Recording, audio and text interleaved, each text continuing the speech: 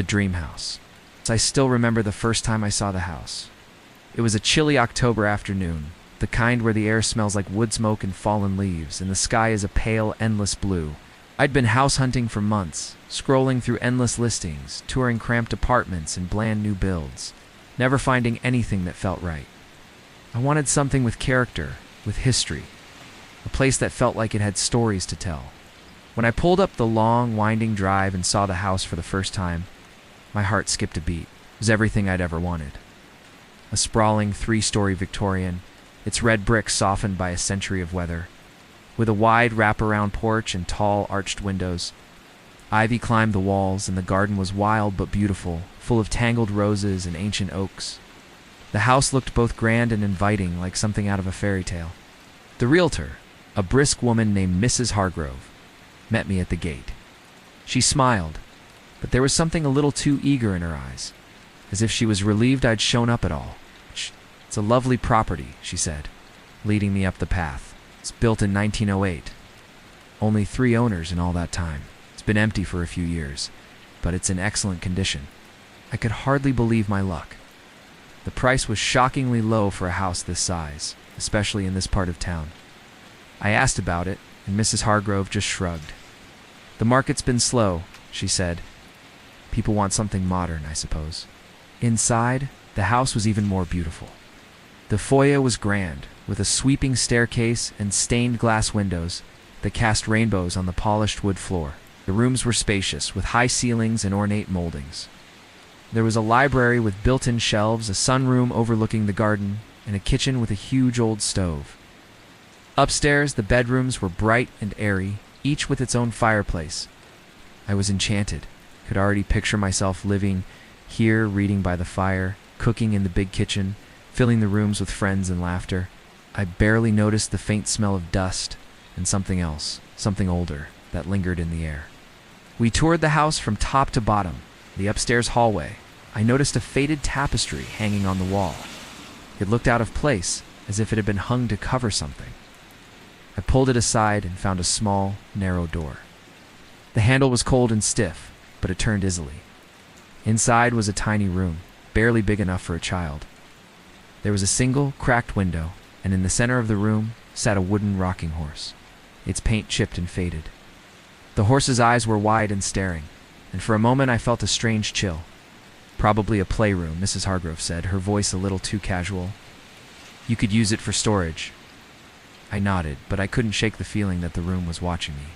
Despite that, I made an offer on the house that afternoon. I barely slept that night, too excited to think about anything else. I imagined all the ways I'd make the house my own, painting the walls, planting a garden, maybe even getting a dog. I felt like I'd finally found my place in the world. The sale went through quickly. Within a month, I was moving in, my car packed with boxes and dreams. The first night, I sat on the porch with a glass of wine, watching the sun set behind the trees. The house creaked and settled around me, and I felt a deep, contented peace. I didn't know then that the house had been waiting for me. The first few days in the house were a blur of unpacking and discovery. Every time I opened a closet or peered into a dusty corner, I found something that made me smile. Forgotten photograph tucked behind a drawer, stack of yellowed letters tied with ribbon, a delicate teacup painted with violets. The house felt alive with history, and I loved it more with every passing hour. At night, I'd wander from room to room, imagining the lives that had played out here. I pictured children racing down the grand staircase, couples dancing in the parlor, laughter echoing through the halls. The house was old, yes, but it was full of warmth and promise. I felt lucky, almost chosen. But as the days slipped by, small things began to unsettle me. It started with the sounds. At first, I chalked it up to the house settling, old wood shifting, pipes groaning, the wind rattling the windows. But sometimes, late at night, I'd hear footsteps overhead, slow and deliberate, as if someone was pacing the attic. Once, I heard a door creak open and close, though I was sure I'd locked everything before bed. I told myself it was nothing, just the quirks of an old house, but the unease lingered. One morning, I woke to find my keys missing. I searched everywhere, my coat pockets, the kitchen counter, the table by the door. Hours later, I found them on the windowsill, in the little room behind the tapestry, the one with the rocking horse. I didn't remember going in there, and the air in the room was icy cold, even though the rest of the house was warm. The rocking horse was facing the window, its head tilted as if listening. I tried to laugh it off, but that night, I dreamed of a little girl sitting on the horse, her face pale and blurred, her eyes wide and dark. She rocked back and forth, humming a tune I didn't recognize. When I woke, the melody was still in my head, and I couldn't shake the feeling that I'd heard it before. The days grew shorter, the shadows longer. I started noticing other things. Small, almost imperceptible changes. A chair pulled out from the table, a book left open to a page I hadn't read. Muddy footprints in the hallway after a rainstorm. I lived alone, and I never wore shoes inside. Sometimes I'd catch a glimpse of movement in the corner of my eye. A flicker of white, a shadow darting across the landing. I told myself I was just tired, that moving was stressful, that my mind was playing tricks on me. But the feeling of being watched grew stronger. I'd be reading in the library or cooking in the kitchen, and suddenly feel a prickle on the back of my neck, as if someone was standing just behind me. I started leaving lights on at night, but it didn't help. The house felt different after dark. Heavier, as if the walls were holding their breath. One evening, as I was brushing my teeth, I glanced up and saw a face in the mirror behind me. It was only there for a second. Little girl, her hair dark and tangled, her eyes impossibly deep. I spun around, but the hallway was empty. My heart hammered in my chest, and I told myself it was just a trick of the light, a reflection, nothing more. But that night, I heard the rocking horse. The sound was faint at first, a gentle creak drifting down the hallway. I lay in bed, frozen, listening as it grew louder, more insistent. I wanted to get up, to see for myself, but I couldn't move. It was as if something was holding me down, pressing me into the mattress. The creaking stopped, and for a moment, the house was silent. Then I heard a whisper, so soft, I almost missed it. Stay with me. I didn't sleep at all after that. The morning I found the door to the little room wide open, the rocking horse facing the doorway. The air was thick with the scent of lavender, and something else, something sweet and rotten. I closed the door and pushed the tapestry back into place, but I couldn't shake the feeling that I'd made a mistake. I started researching the house, desperate for answers. I spent hours at the library, poring over old newspapers and property records. I learned that the house had been built by a wealthy family in 1908, the Whitmores. They'd lived there for decades, but tragedy struck in the 1920s. Their only daughter, Lillian, died suddenly at the age of 7. The cause was never made public, but there were rumors. Whispers of illness, of an accident, of something darker. The family moved away soon after, and the house changed hands many times. No one stayed long. One found an old photograph of Lillian in the archives. She was sitting on the same rocking horse, her face solemn, her eyes hauntingly familiar. I stared at the picture for a long time, my skin crawling. I knew deep down that she was the girl I'd seen in my dreams, the girl in the mirror. After that, things escalated. The footsteps grew louder, more frequent. Doors slammed shut on their own, and I'd find objects moved or missing. Sometimes, I'd wake to find my bedroom door open, though I always locked it before bed. The air in the house felt charged, electric, as if a storm was brewing just out of sight. One night, I woke to the sound of laughter. High, childish, echoing through the halls. I got up, heart pounding, and followed the sound to the little room. The door was ajar, and the rocking horse was moving, rocking back and forth with no one on it. I stood in the doorway, unable to breathe, as the laughter faded into a low, mournful sobbing. I wanted to run, to leave the house, and never look back, but I couldn't move. I was rooted to the spot, paralyzed by fear. The next morning, I found a message scrawled on the bathroom mirror in the steam. Stay. My hands shook as I wiped it away, but the word reappeared every time the mirror fogged up. I started to feel like I was losing my mind. I tried to leave. I packed a bag, grabbed my keys, and headed for the door. But the car wouldn't start, no matter what I did. The doors jammed, the windows stuck. It was as if the house itself was holding me captive. I called friends, but the phone line was dead, and my cell had no signal. I was completely alone. The days blurred together. I stopped sleeping, stopped eating. I wandered the halls at night, listening to the whispers, the laughter, the sobbing. I saw Lillian everywhere. In the mirrors, in the shadows, in the corner of my eye. She was always watching, always waiting. One night, I woke to find her standing at the foot of my bed. She was pale and thin, her dress tattered, her hair hanging in tangled curls. Her eyes were black and empty, and her mouth twisted into a sad, pleading smile. "Stay with me," she whispered, reaching out her hand. Her fingers were icy cold, and as she touched my skin, I felt a wave of despair wash over me. I tried to pull away, but I couldn't move. I was trapped, helpless, as she climbed onto the bed and curled up beside me, her head resting on my chest. I could feel her breath, cold and damp, against my skin. I don't know how long I lay there, paralyzed by fear and sorrow. When I finally managed to move, she was gone, but the imprint of her hand remained on my arm, a bruise in the shape of tiny fingers. After that, I stopped trying to leave. I knew it was useless. The house had claimed me, just as it had claimed Lillian. I spent my days wandering the empty rooms, listening to the echoes of the past. Sometimes, I'd find myself in the little room, rocking back and forth on the horse, humming the tune from my dreams. I didn't remember going there, but it felt right, somehow. I started to forget things. What day it was, what I'd eaten, who I was before I came here. The house became my whole world, its walls closing in around me. I saw Lillian more and more often, her presence growing stronger. She'd sit with me in the library, her small hand in mine, or stand at the window watching the world outside. Sometimes I'd hear voices, soft, urgent, pleading. They told me to leave, to run, to escape while I still could. But I couldn't. The house wouldn't let me go. I realized eventually that I wasn't alone. There were other shadows in the corners, faces in the mirrors, whispers in the dark. The house was full of lost souls, trapped by their own fear and sorrow. We were all prisoners, bound together by the weight of the past. Now I sit on the porch at dusk, watching the sun set behind the trees. The house creaks and settles around me, and I feel a deep, aching sadness. I know I'll never leave. I am part of the house now, just another ghost haunting its halls. If you ever find yourself drawn to a beautiful old house at the edge of town, with ivy on the walls and a rocking horse in a hidden room, turn away. Some houses, remember. Some ghosts never let go.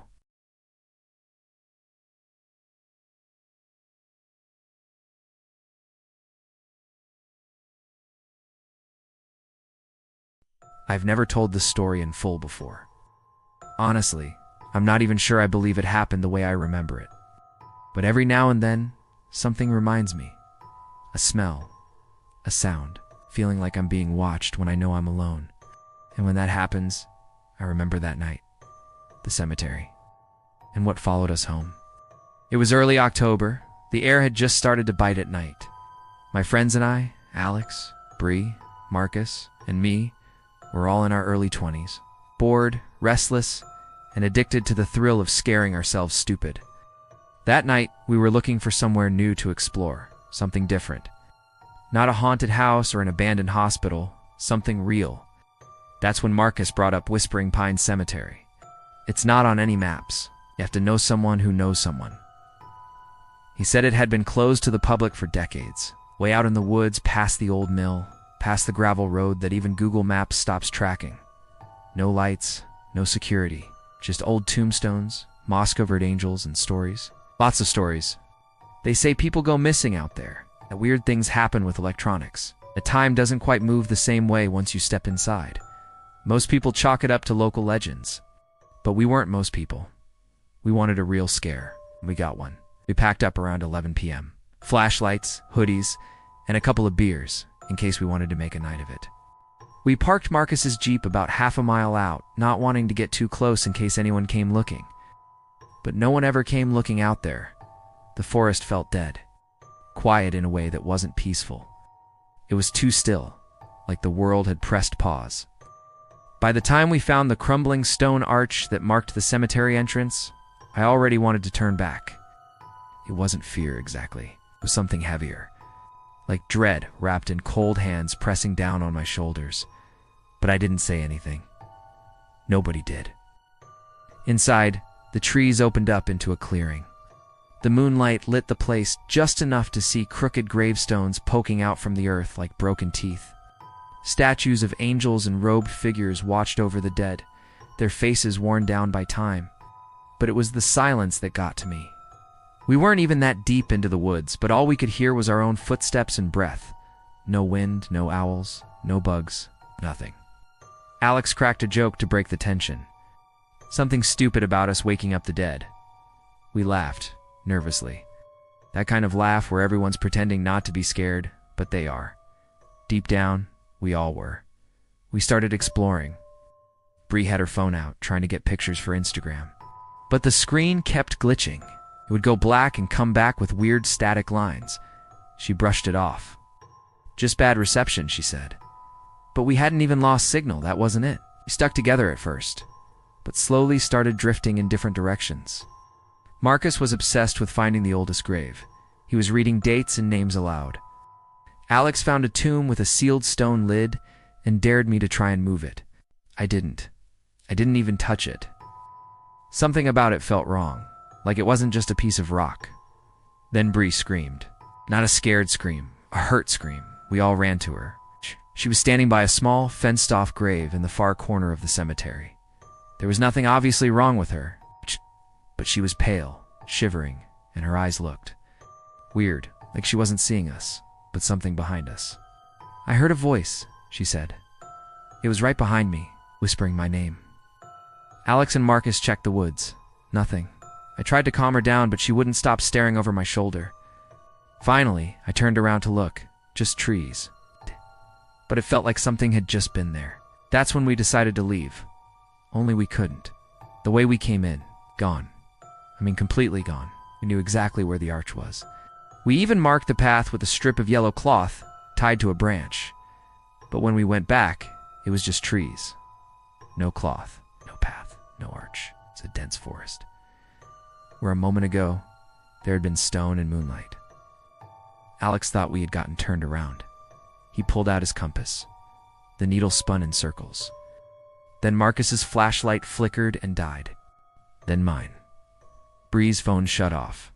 Alex's light kept flashing like it was shorting out, then finally went dark too. We were blind. We stood there, huddled together, breathing hard. That's when we heard the first footstep. It wasn't one of ours. I know what that sounds like. This was heavy, slow, deliberate. Crunching through dead leaves a few feet behind us, we turned around. Nothing. Then the whisper came again. Closer this time, like it was in my ear. It said my name. I froze. I couldn't even speak. Died! But Marcus must have heard it too, because he backed away and muttered, Nope, no. He turned to bolt into the woods, and we followed. We didn't care where the path was anymore. We just ran. Branches tore at our clothes and skin. Roots grabbed at our feet, but we kept going. The sounds followed us, whispers, footsteps, something breathing right behind us. Then we saw it. A figure, tall, thin, all black, no face. Just there between the trees, watching, not moving. Like it didn't need to. Alex fell and twisted his ankle. I stopped to help him up while Marcus and Bree kept running. The thing didn't chase, it just watched. And as I looked back at it, I realized something that's haunted me ever since. It wasn't watching me. It was looking past me. At Alex. I don't know how I knew, but I felt it. It's like a decision had been made. We managed to get out somehow. I couldn't tell you how long it took. Time felt wrong. But eventually, we stumbled onto the gravel road. The Jeep was still there. We jumped in and drove without speaking. We thought it was over. We were wrong. That night, Alex said he saw something in his room. Said he woke up to see someone standing in the corner. Black figure, no face, just watching. The next day, He didn't answer his phone. When we went to check on him, his mom said he'd locked himself in his room, said he wasn't sleeping, that he kept talking to someone who wasn't there. A week later, Alex was gone, disappeared without a trace. No note, no signs of a break-in, just gone. It's been 3 years. I don't talk to Marcus anymore. He moved states and won't answer my messages. Bree's in therapy and refuses to even say the word cemetery. As for me, I've tried to move on, tried to pretend it was just our minds playing tricks. But sometimes when I wake up in the middle of the night, I feel it again. That presence, watching, waiting, and I wonder if it's still out there in the woods. Or worse, if it followed us back.